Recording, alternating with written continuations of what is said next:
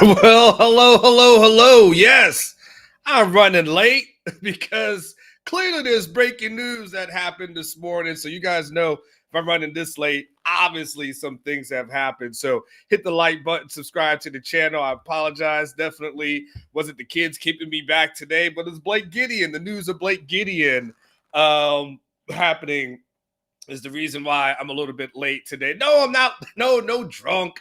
No anything like that. I literally just had work to do. So that just happened. By the way, good morning to everybody. I love the comments here. Y'all come on in. Come on in. Continue to do what you do. And let's go ahead and talk about it. So I do have I plan to talk a little bit about receivers, and I still plan to do that. But I do have to start with the news of the morning, which is Texas Safeties coach Blake Gideon taking a job as Georgia Tech's defensive coordinator. That happened this morning. 24/7 was the first to report them, so props to them. Kudos to them for getting that story out first. And that happens. And so there's a conversation to be had. Obviously a little bit late in the process as far as Texas is concerned. So I was able to do a little bit of, you said you guys are like on the phone. Well, technically, I was actually on the phone working, if you just keeping it a buck, right? I can tell y'all what I know so far. And again, I've literally have had just the amount of time that I could drive my kid to school, see the news, and then get back here and type up something and make some phone calls real quick. I can tell you like this. This is what I know so far. Gideon was recently interviewed, obviously, like I'm going to be Captain Obvious right here, recently interviewed by Georgia Tech. I was told from people behind the scenes that they really weren't 100% sure. They knew about the interview. They weren't necessarily 100% sure where Gideon was going to rank as far as Georgia Tech was concerned, right? Sometimes there's a lot of natural ties, and they weren't necessarily sure what was going to happen with Blake and when he went out there over there to interview. But clearly he killed it, right? I think if you get the job, for the most part, you pretty much have killed it and slayed it. So he ends up going and killing it. He ends up slaying an interview, and he gets promoted. Obviously, he gets that job. So there's a couple of different things as relates to that, a couple of different things that along that topic. Because so the first thing I asked was, how big of a loss is this?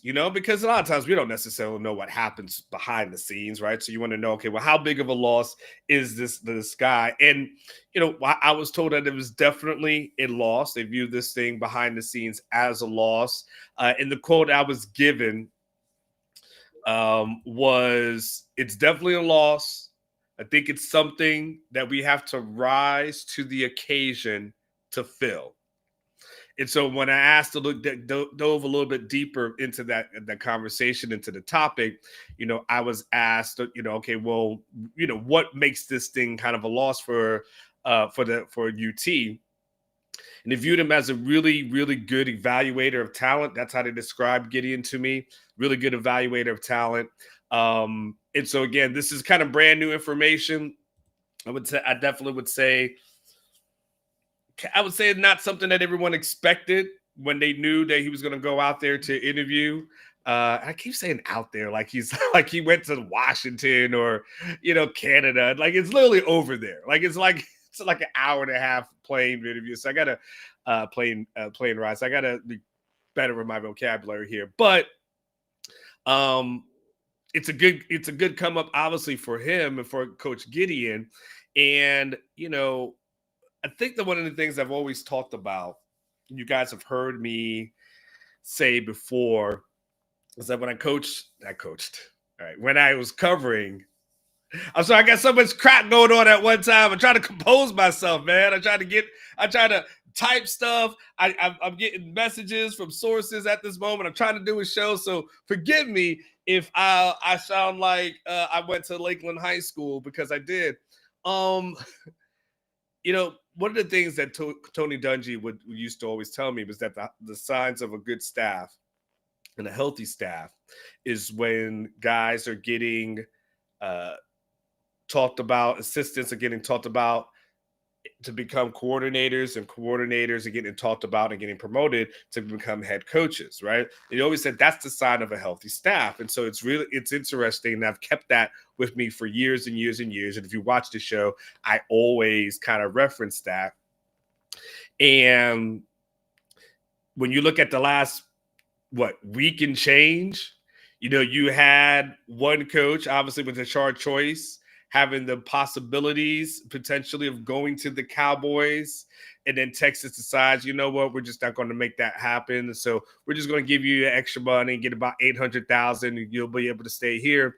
But then you have Blake Gideon leave and then become a coordinator, which, by the way, it's becoming a thing under Sark, which is a good thing, by the way. It's a good thing. Now, he's got his core guys.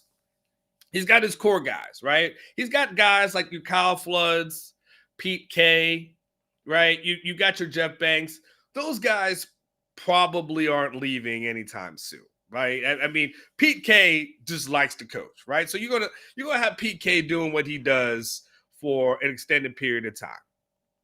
Kyle Flood was a coach at one point. I don't know where that desire is. I think somebody asked him about that.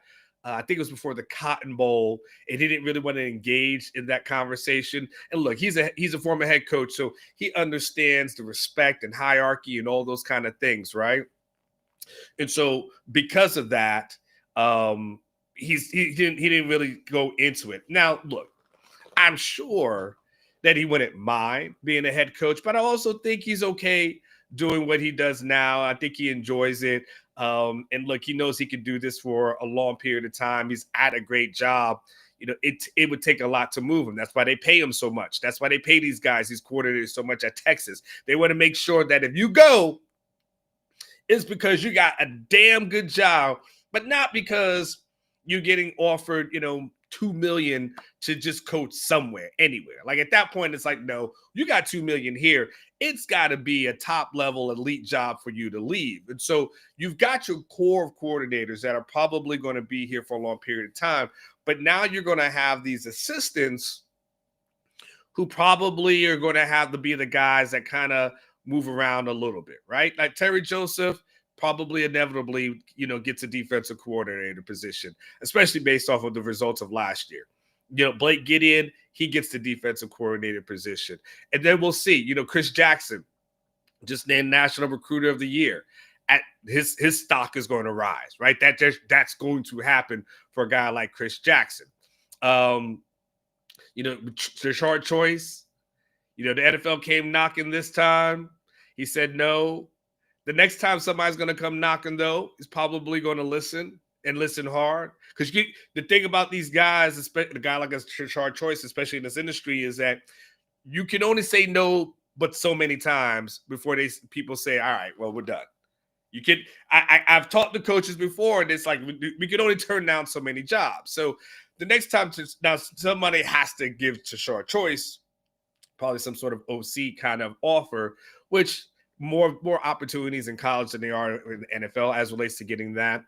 And so when you just kind of go down the list, those are the guys like AJ Milwee. Like there's probably inevitably that's going to happen, but that's going to be okay. This staff is probably not going to be fully like Alabama was, right? Fully like the Alabama staff was turnover after turnover, OC after OC. Like that was considered a place that you just come and they have a nickname for it, but I don't want to necessarily use it.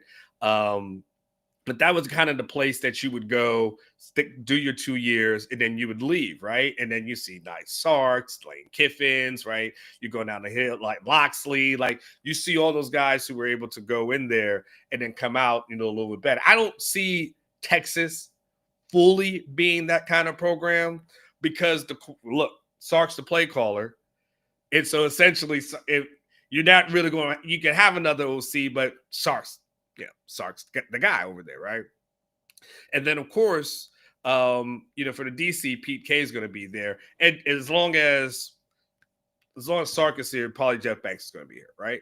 And so that leaves again the all the assistants to kind of fill out to be the guys who are going to be kind of the rotating doors as far as this thing is concerned.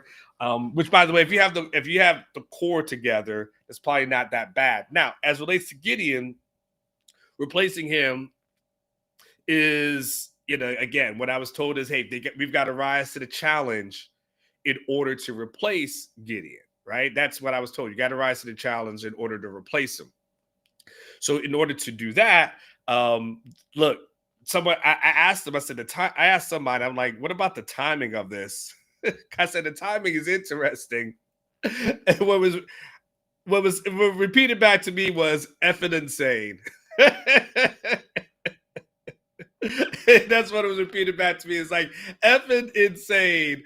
And so, yeah, what can you do at that point? Look, if the guy's got an opportunity to go somewhere, it just kind of is what it is. And so, at this moment, where if you say, hey, Anwar, who are the potential replacements for Gideon? But those guys, I can tell you that right now they're working behind the scenes. Of poor Sark, he probably thought he was going to have, the week off, and it's like, no, he can't. He can't eat. So why I say that is because Sark gave the staff a week off, and it's like, hey man, everybody just go relax. We need to kind of enjoy ourselves. We kind of need to rejuvenate. We need to kind of take care of ourselves. All these kind of things. And now Sark's like, oh damn, I gotta coach at search. So first he's like, hey, let's take some time off. Oh snap, Tashard Choice is about to leave. And then he gets Max to commit the other day, which of course he's got to take that phone call. And now he's got so much for that time off, Sark. Hey, we all got jobs like that. I got a job like that as well, where I try to take days off, and it just doesn't happen.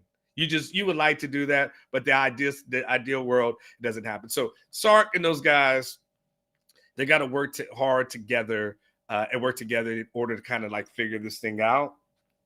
And Andrew, you guys look. I see Andrew over here saying, by the way, Unk putting in the work after kid drop off, lost track of time. No, man. No, literally, Blake Gideon is the reason why I had lost track of time and was not able to get this thing started the way I wanted to get it started. But that part is okay. So again, everybody's working behind the scenes to kind of figure out what needs to be done and what they're going to do and what the next steps are going to be. So I gotta go. Gotta work the phones. I will come back tomorrow with a full show. But for now, I got to handle some breaking news.